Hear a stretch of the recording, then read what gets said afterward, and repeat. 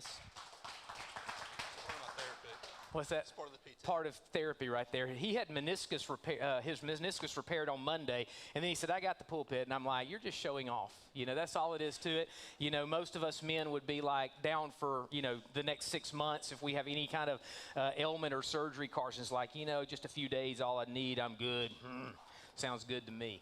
Sounds good to me. We're glad to have everyone here this morning, excited to just be able to have a little bit of a week away. Susan spoke at a National Peer Helpers. If you don't know, my wife directs the peer helping program at Hoover High School. And so this week was the National Peer Helpers Conference in Orange Beach. And so she was a speaker there at that event. And over all the years, she has followed me around at events, getting to be there for me when I speak. And so I thought, you know, I'm going to go support her too. And so I was able to get away to Orange Beach with her this week, although she would not let me come and listen to her speak. And so even though I'm her biggest fan, she's like, you're not allowed to come in the room. And so anyway, so I went to Orange Beach and sat in a hotel room while she was there speaking. But it was just a fun week, nice to get away. Spent most of my week just studying and praying and doing a lot of reading and writing. And so excited about just being able to see some warm weather, just to be honest with you. I mean, it was not warm as far as the beach is concerned, like when you go in the summertime,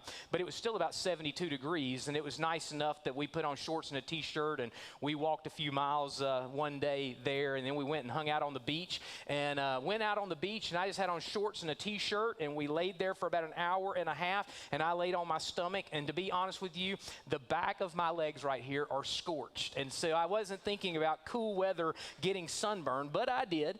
And so I'm just moving a little slow this morning. Burned here, and then on Friday, Paul said, Dad, I'm going for a walk and a run. Do you want to go with me? And I said, yeah, let me put on my tennis shoes, and I'll go with you. 5 miles later, we got back to the house, and so thank you for that, son. And so he then was running fever later in the day, and he just ran it for just a short period of time, which was kind of odd. But I told him, I said, I knew I shouldn't have worked you so hard. You know, it just knocked you down there for the count. And so anyway, so did that, and then all of you ladies that are a part of this cult called Burn Boot Camp.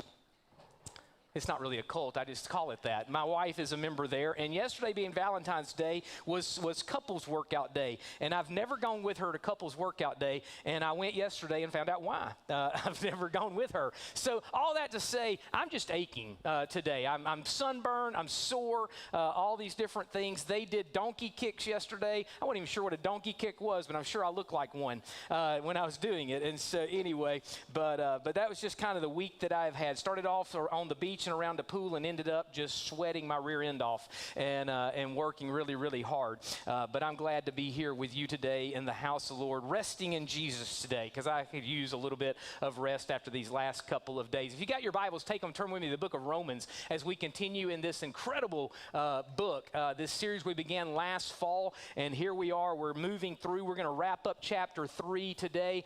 Chapters 1, 2, and 3 have just been an eye-opener kind of introduction to this letter that Paul is writing there to the church at Rome. Now, way back in the fall, I actually preached an introductory message to this entire series, and so I want to bring us up to speed, remind us of some of the things we learned in that introductory message, because I think it plays into what we're going to read today. So just bear with me as I do a little catch-up here with all of you this morning. When Paul wrote this letter to the church at Rome, it was somewhere around AD 56 or 57. He wrote it from the city of Corinth, where he writes the letters 1st and 2nd Corinthians. So Paul's in Corinth, and he writes this letter to the Romans. The church in Rome, during this time when Paul writes this letter, they were navigating a very deep ethnic and a very deep theological tension that was happening between the Jewish believers and the Gentile believers. To understand the tension they were going through, you have to kind of remind yourself what they were facing under the emperor of Rome during that time. His name was Claudius, Emperor Claudius. Around AD 49, Claudius expelled all of the Jews from Rome. I don't know if you remember that or not. But all the Jews in Rome, Claudius said, you got to get out of here. You've got to leave. Can you imagine something like that happening today? That if we were to say today in Alabama, hey, if you're Jewish, you've got to get out of here. Or maybe if you're white or if you're black, you've got to leave. You can no longer stay here. All right, that's what was happening here. He expelled all of the Jews. There's a Roman historian, his name was Suetonius, and he writes this. He said Claudius expelled the Jews because they were, quote, constantly rioting at the instigation of Chrestus. All right, they were constantly rioting at the instigation of Chrestus. Most scholars believe when he said at the instigation of Chrestus that was likely a reference to Christ. That's how he was referring to Jesus Christ. In other words, because of the Jews and the Gentiles there were disputes about Jesus as the Messiah that were causing a lot of unrest in Rome's synagogues. We see this confirmed. Last year, I preached through the book of Acts. We spent the better part of a year going through that book. And in the book of Acts, in chapter 18, verse 2, Luke mentions that Aquila and Priscilla, if you remember them from the book of Acts, they had recently come from Italy, because Claudius had ordered all the Jews to leave Rome. That's why they are there where they are. This meant that Jewish believers in Jesus were forced to leave. If you were a Jewish believer, you were forced to leave. It meant that non-Christian Jews were forced to leave. It meant that the Roman church suddenly became majority, or basically all, Gentiles there in that church. And this lasted for 5 years. So you can imagine if all of a sudden we took a large portion of the population of our church and said, okay, you've all got to leave. And then we all get to come back 5 years later and we walk into this place. Can you imagine maybe the differences that are there? If suddenly me and the entire staff are removed here from the church, and suddenly everyone that is native Alabama, you just have to go and you have to leave. And we're just going to leave everyone that's not from Alabama. So raise your hand if you're not originally from Alabama. You're not originally from, okay. All you folks get to stay, okay? Raise your hand if you are originally from the north, which means above Tennessee. I mean, we just go from there. Raise your hand. All right? So you folks are all in charge. Okay, you're northern, you're all in charge. The rest of us that were born native Alabama, raise your hand. All right, we're all out of here. 5 years later, we come back in here, different church leadership, all of the northerners, you're in charge, you get to make all the decisions. It might look somewhat similar, but something tells me it's going to be a little bit different, right? You know, I mean, that's what's happening here. When Paul writes this letter, for 5 years, the house churches in Rome developed without Jewish leadership. They developed without synagogue influence. They developed without Jewish cultural expressions making their way into the church and shaping how they gathered. When Claudius was suddenly no longer there in AD 54, Nero, for all of his problems that he had, became emperor, and Nero allowed the Jews to return back to Rome. When Jewish Christians came back, they returned to a church that obviously had changed very, very much. Imagine what they walked into. The leadership's now largely Gentile. The worship styles are now shaped by Gentile culture. So all of the old Jewish hymns are gone. They've replaced it with 7-11 Gentile choruses, you know, where you sing the same thing 7 times, 7 words 11 times what you hear, people talk about worship today. The pastor shows up and he's no longer wearing a suit. All right, he's now wearing blue jeans. All right, that's part of it today. He's just wearing that. He's not wearing dress shoes. He's wearing aired Caesars. I mean, he's dressed for the customs there. There's less emphasis in the church on the Jewish customs. Likely the dietary laws had gone away. I mean, stay after church today, we're having pork. That kind of thing's what's going on here. All the special Jewish days are gone. There's probably a sense to the Jewish believers that have now come back that God has moved on from Israel. That's what they're thinking now. You're no longer the chosen people. That's the tension that is simmering underneath the church at Rome as Paul writes this letter. Now, Paul says that one of the primary things that is dividing the Jew and the Gentile believers is how Jews ultimately approach the law. Jews approach the law with the typical religious mindset that every other religion in the world has. We've talked about this so many times already in this series. They said, I obey, therefore I'm accepted by God. Because I'm doing everything I can to obey the law, then God is accepting me. They assumed, again, like every other religion except what the gospel, that being right with God was determined by how well they behaved, by how well they kept the law. Their justification was found in their law keeping. And they were very, very proud of it. And that premise, Paul says, is what fueled the division there in their church. Why? Why did that fuel division? Because when your justification, and if you'll remember with me the message from last week as we talked about what justification means, we said justification means we are declared right. We don't become right. We are declared right. And we are declared right in an instant. It happens instantaneously based on what Christ did for us on the cross and that he rose from the dead. So based on what Christ did for us, we are immediately justified. But when you think that justification is based on how well you do, you are always in competition with everybody else. Because how good you see yourself is determined by how you compare yourself to others. Does that make sense? You know, and so I can look at my life, and in a vacuum, just looking at my life, I can be like, okay, I did this good, but I also did this bad, and I did this bad. But suddenly when I take myself out of the vacuum and I look and I think, okay, I did this wrong and I did this wrong, but I mean, my goodness, have you watched Dennis Tanner? He doesn't do much right at all. You know, and I'm picking on Dennis right now because he's in my sight, you know. But I sit there and be like, follow him around. You know, you're going to see this. I'm a pretty decent fella.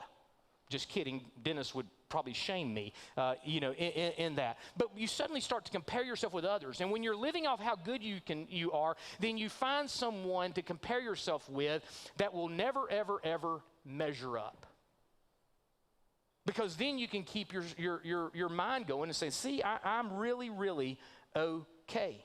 Which ultimately then results in pride, and it results in us boasting in everything that we can do when we are doing well. But when we're not doing well, it results in despair, and it ultimately results in jealousy when things aren't going so well. This leads all of us to having an identity built on how good we are. In fact, when our justification comes from our law keeping, we usually live in denial about all of our flaws, don't we? We can't admit our flaws even to ourselves because that would undermine our overall sense of goodness and the fact that we are thinking that we are going to measure up somehow and God's going to be okay with us and let us come to live with him one day in heaven. You see suddenly why Paul pinpoints this as a major division in the church? A major source of division when all these comparisons are going on and the Jews are looking at the Gentiles and saying, you know, we're the Jews, we're God's chosen people, and the Gentiles are thinking, yeah, but your heart's not right and y'all are just so evil and wicked really, and we're the ones now that God loves the most. That's what's going on here. So if you got your Bibles, again, open with me, Romans chapter 3. We're going to look at verses 27 to 31, wrap up this chapter today. These verses land like a mic drop at the end of a very, very long sentence that Paul's been writing since chapter 1.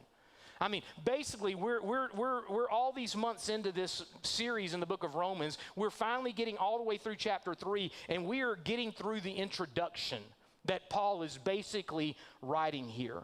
And so this is one big long thought, one long sentence. He has spent 3 chapters leveling the ground that is underneath every human being who has ever lived, saying this: there is no one who is righteous.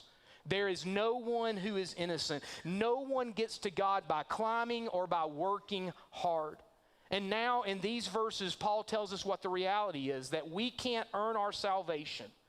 And what that reality, then when we come to understand we can't earn it, we can't be good enough to get to God, what that reality does to us. And so he begins to write, and the first thing we see is this. The first thing, that reality that we can't earn our salvation, is all about Jesus does for us, is it makes us silent before God. It makes us silent, where it is ultimately the end of boasting. Verse 27 begins with a question. Paul writes, where then is boasting? Again, he's writing to a church that there's a lot of boasting that's going on. We're so good. We're the God's chosen. We're this, you're not that. And so he says, where then is boasting? And then Paul answers it immediately. He said, it is excluded. When it says excluded, that word means it's shut out. It is locked out. It is removed entirely. I mean, throw boasting away and throw the key away. Dig a hole and bury the key and don't ever dig it up again. Paul's saying there's absolutely no room for pride. There's no room for boasting here. There's no corner of the gospel of Jesus Christ where boasting is allowed. You can't tuck it in a closet and pull it out when you want to. You can't hide it over here in this closet, because boasting will always find a way. Paul says you got to lock it up. You've got to shut it out. Why? Because boasting at its core is self-exaltation. It is drawing attention to yourself as the source of strength, as the source of worth, as the source of security. Boasting is saying, look at me. Consider what I've done. Measure yourself against me. Boasting is the heartbeat of human pride. And we know that pride has no place in the church, right? Pride has no place in the gospel.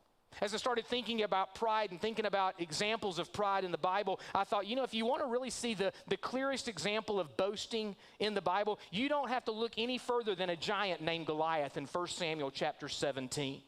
What does Goliath do? Goliath steps out every single day and he shouts at the people of God. And he doesn't just shout at them, he mocks them, he threatens them, he dares them to send someone out who can match him because his size is so great, his armor is so heavy, his reputation is one, and ain't nobody touching him. And he is the Philistines' champion. And every day Goliath puts all of that, his size, his strength, his armor, his reputation, he puts all of that on full display for everyone to see. It's been said Goliath is not just a giant with a sword, he is a sermon of self-confidence preached at full volume.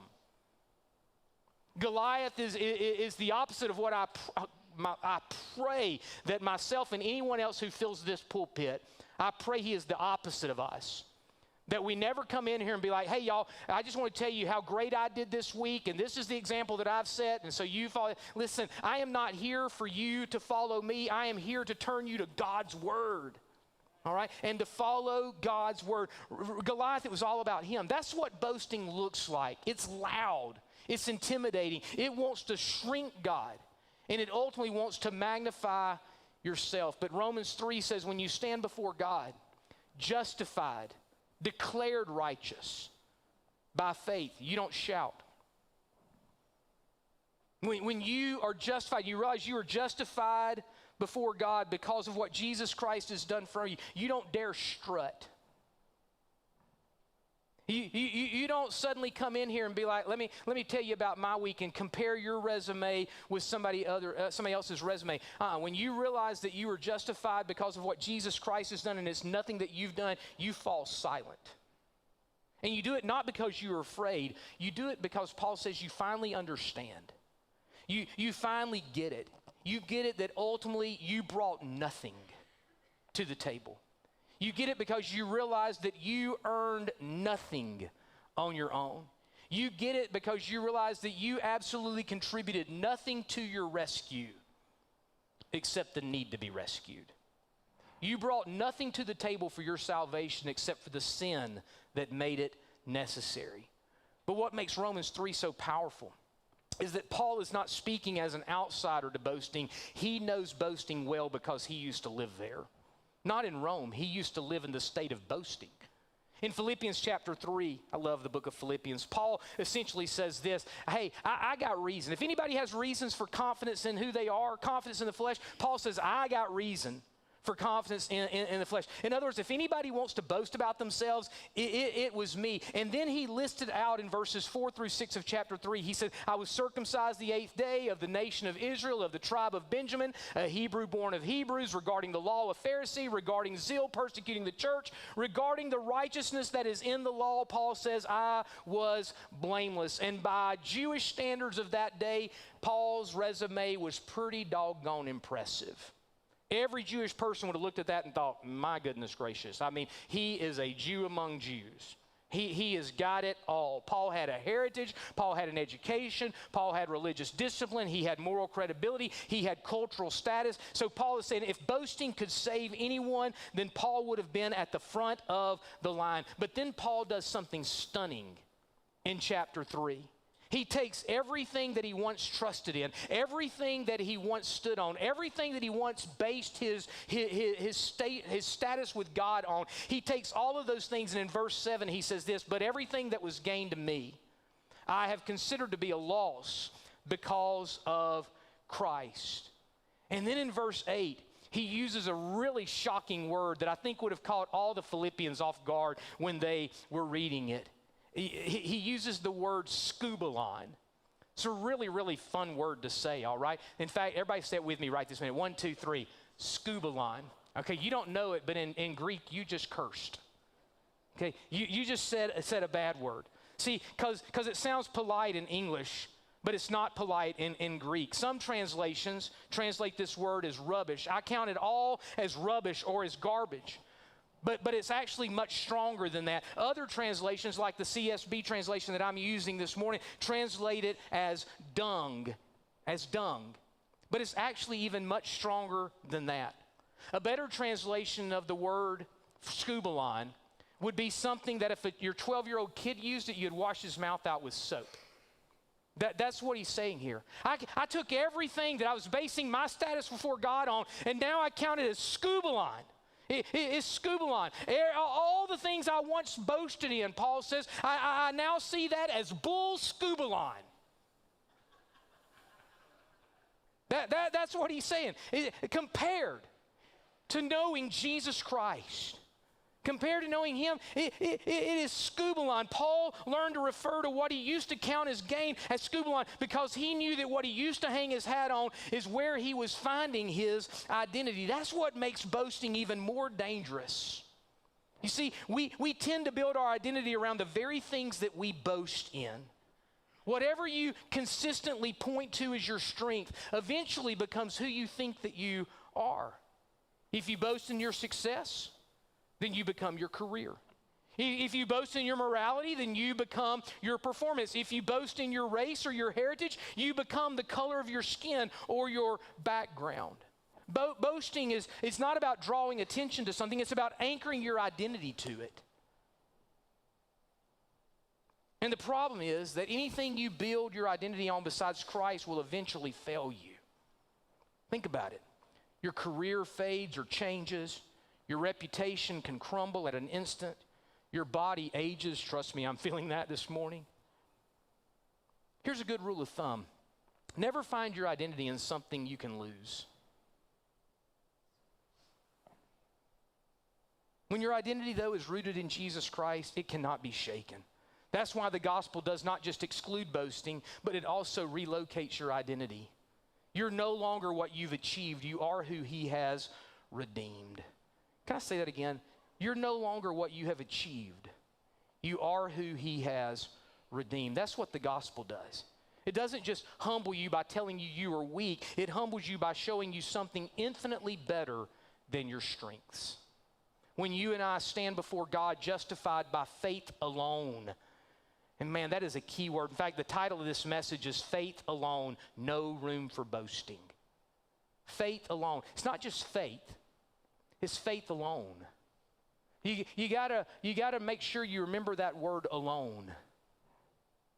It's not just your faith, because if it's just your faith, then you tend to add on as well. It's my faith and I'm doing the best I can. It's my faith and it's this. It's my faith and it's that. It's faith alone. It's faith alone.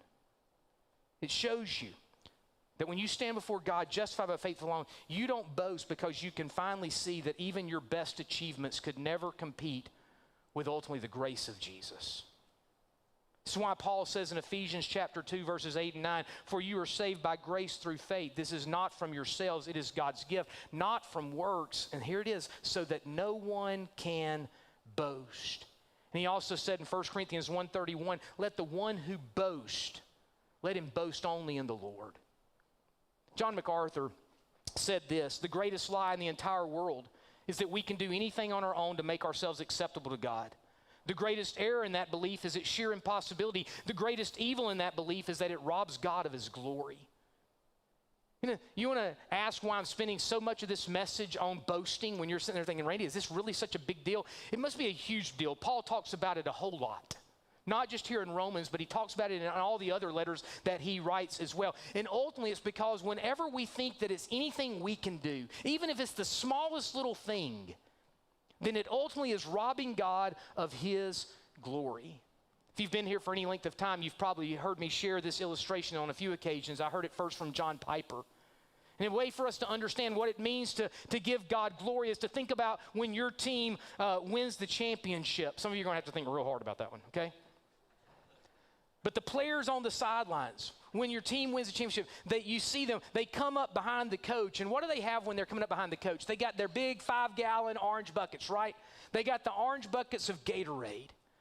And when the clock counts down and it finally hits 0, those big players come up behind the coach and they dump that Gatorade over the top of the coach's head, right? It just pours out all over him. And then they pick up that coach and they lift him on their shoulders and they carry the coach off the field. And the coach has his arms raised up and they're all pointing to the coach and they're carrying him off the field victorious, right?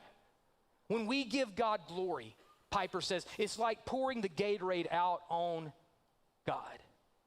It's like pouring the Gatorade out on him. But when we choose to boast in our own works and our own efforts, to think that we have anything to do with it, ultimately what we're doing is we are taking the Gatorade and we are pouring it over our own head. Can you imagine? When we say we had anything at all to do with our salvation, we rob God of his glory. I really think we get all of this in our head. When we pause to think about it, we know that our salvation is only because of Christ. But we need to get it from our head to our hearts and into our bloodstream so that nothing inside of us ever remotely takes the credit. You say, well, Randy, are we in danger of doing that? Do you really think? I mean, we know our salvation is only because of Christ. What do you mean get it from our head into our hearts and our bloodstream? Well, let me ask you this, and this will be a test for us to see if we've really got it into our bloodstream here. If someone asks you about your salvation,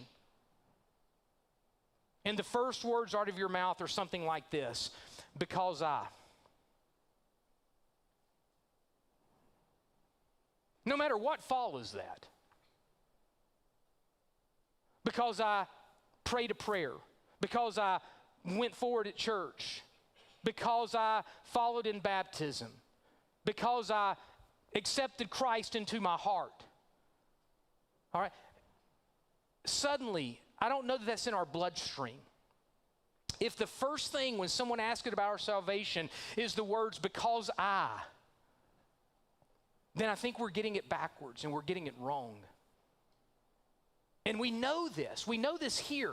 It's just not making its way here, because when it starts off with because I, then suddenly, hey, spotlight for just a moment on me, on my decision, on my prayer, on my this, on my baptism, on my whatever. The first words out of our mouth, when someone says, hey, what about your salvation? The first words out of our mouth need to be and have to be because Jesus.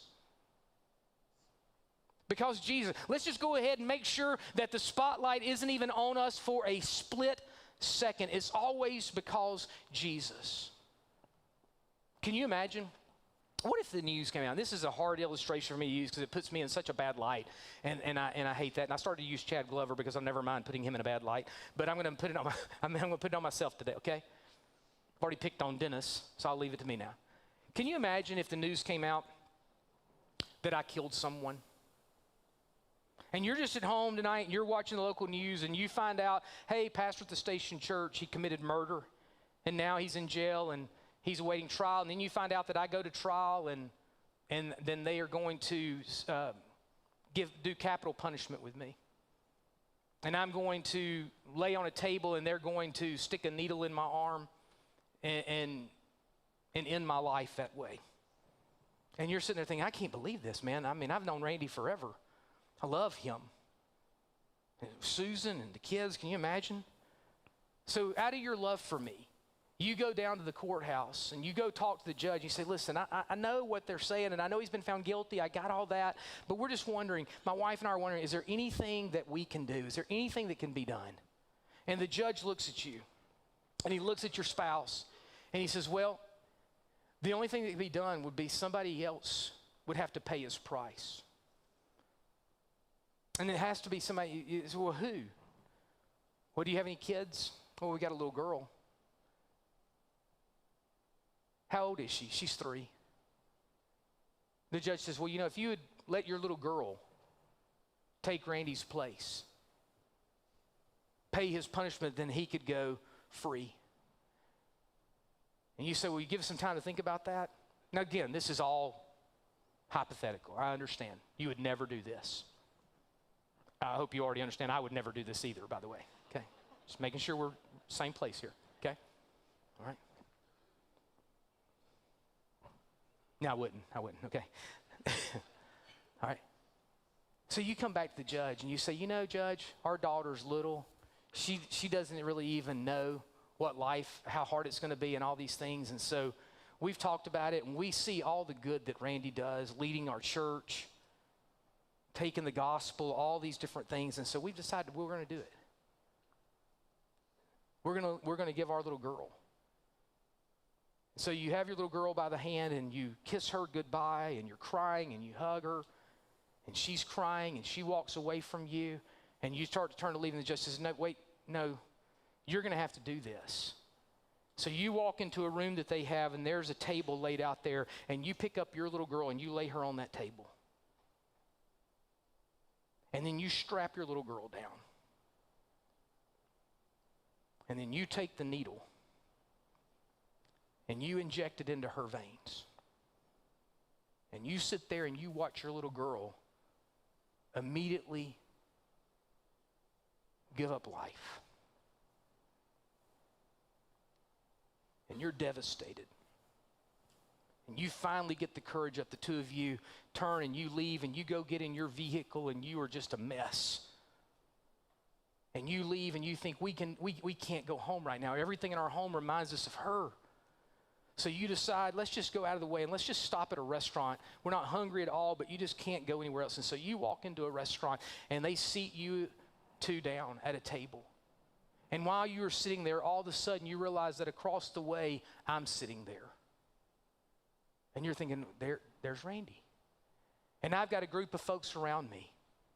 And all of a sudden someone comes up and they say, Randy, what are you doing here? And I'm like, well, they let me go. I thought you were on death row. I thought you were going to be killed. I can't believe you're here. How are you here? And I say, well, you know what? The judge started looking at my life and realizing all the good stuff that I do. And all of a sudden, yeah, it's true. Yeah, I know. It's true. I did kill that person. But the judge started thinking about it. And you know what?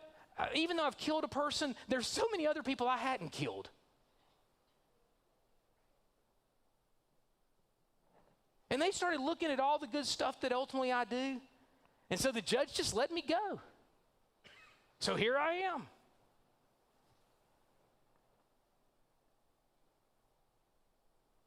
And you're sitting there with your spouse. And you're hearing me say that. When you know the only reason that I'm free is because you gave up your child.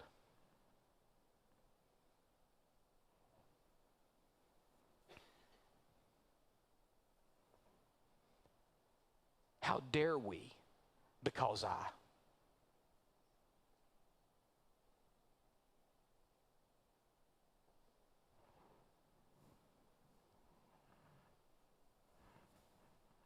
How dare we? How dare we think that one day we'll stand before God and think our good might outweigh our bad, and He'll just let us in, when He knows the only reason that we can be free is because God so loved the world that He gave His only begotten Son. How dare we?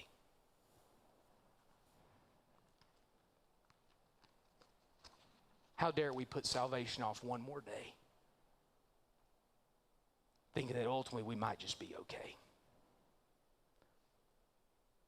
Folks, the gospel of Jesus Christ leaves us with jaws dropped, but mouths closed. It silences us. It doesn't silence us with shame. It silences us with awe. We stop talking about ourselves because there's nothing left to say. Christ has spoken for us. He stood in our place. He's done what we could never do. And when that truth settles in, boasting dies. Not because we are nothing, but boasting dies because Jesus is everything. He's everything. He's everything.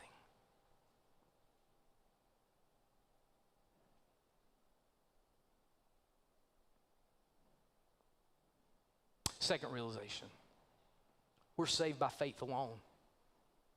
We're saved by faith alone. This is inclusive exclusivity. Paul continues verses 28 through 30. Bow your heads with me. I'm done. God said stop. Just bow your heads with me.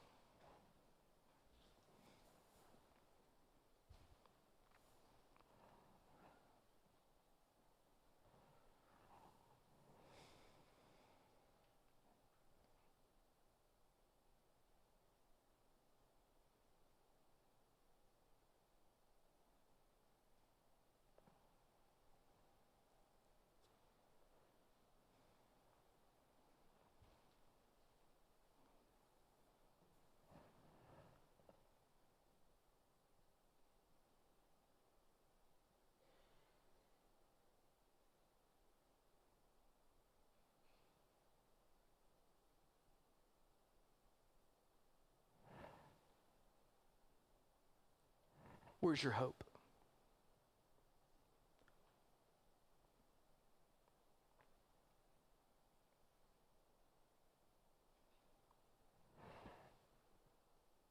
Is your faith in Jesus faith alone?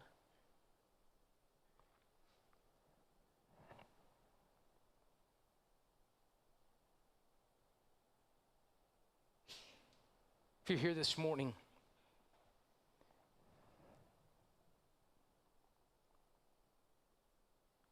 and you've never come to a place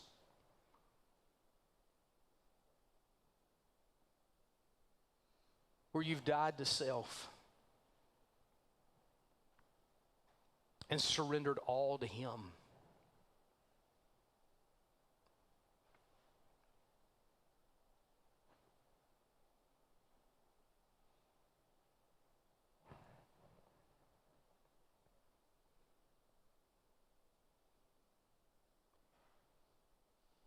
you're still in your sin. You've never been justified by Christ's death and His resurrection.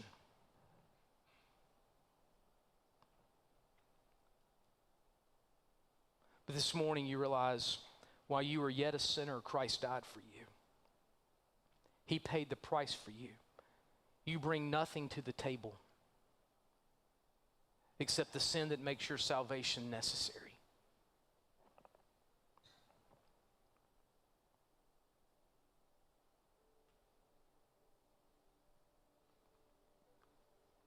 And all you can do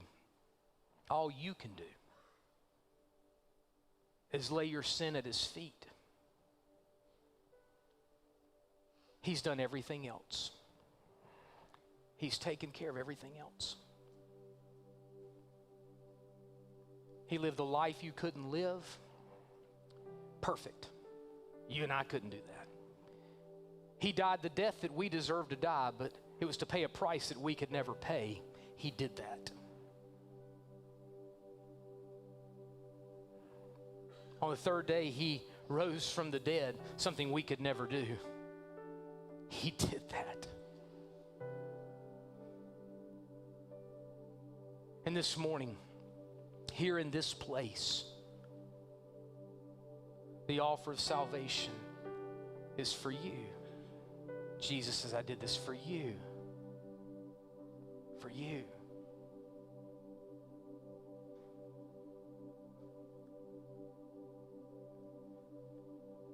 Would you come when we stand to our feet? Pastor Carson will be here. I'll be here. And when you come, just say this: because of Jesus,